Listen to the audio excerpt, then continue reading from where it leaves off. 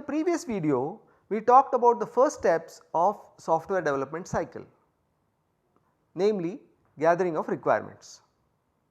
So, what is the next step? Most people would think, okay, I am ready to start coding, and they would jump to writing code.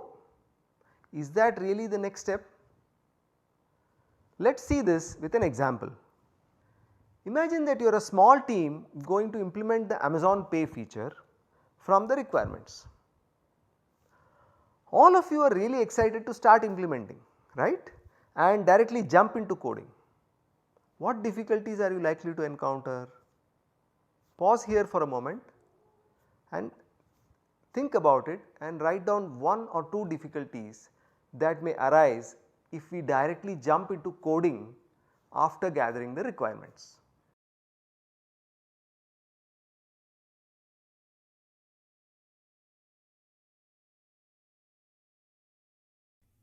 So one issue can be that different developers, they have different ideas about how the functionality should be implemented.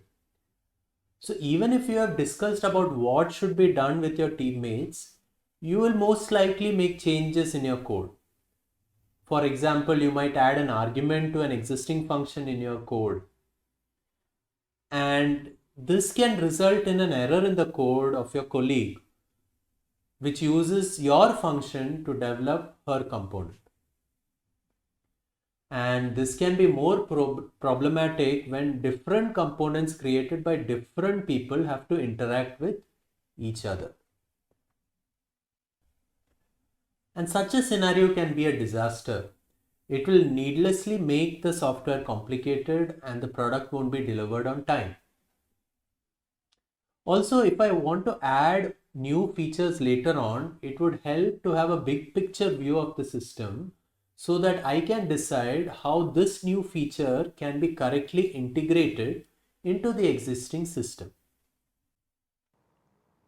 So, this big picture view of the system is created in the design phase of the development cycle.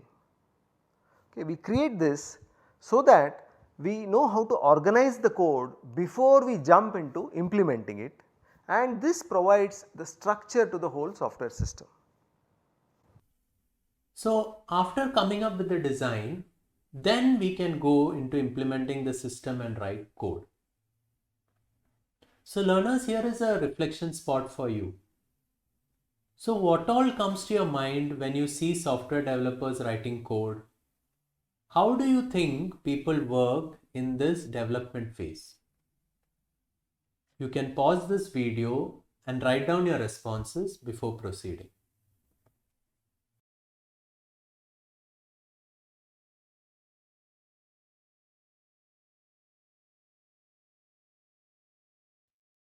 So when a feature is being implemented, multiple developers work together and write code for the feature. They use tools like GitHub to collaborate and write code. And very often coding is done in a distributed manner with developers working in different locations and even in different time zones. Hence, it is very important that everyone working on the code base has a consistent understanding about what the code does. And that's the reason why developers write documentation for their code and write precise interface definitions. So now what is an interface? An interface is a description of the actions that your functions can do without describing the implementation in detail.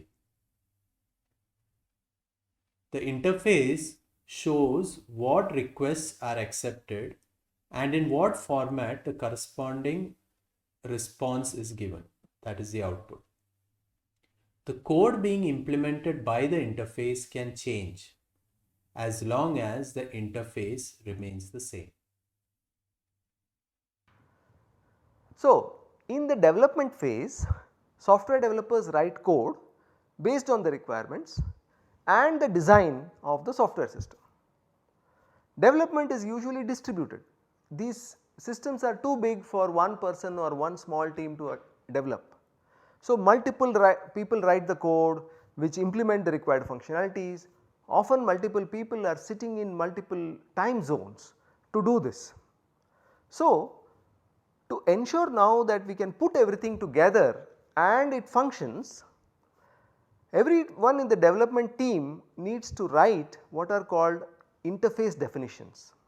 What does that mean? It basically means that what is the language that two components can talk? How do I expect a query? What is the form that I expect a query to take? And what is the form in which I will provide the answer? So, that is the simple way of thinking about interface definitions.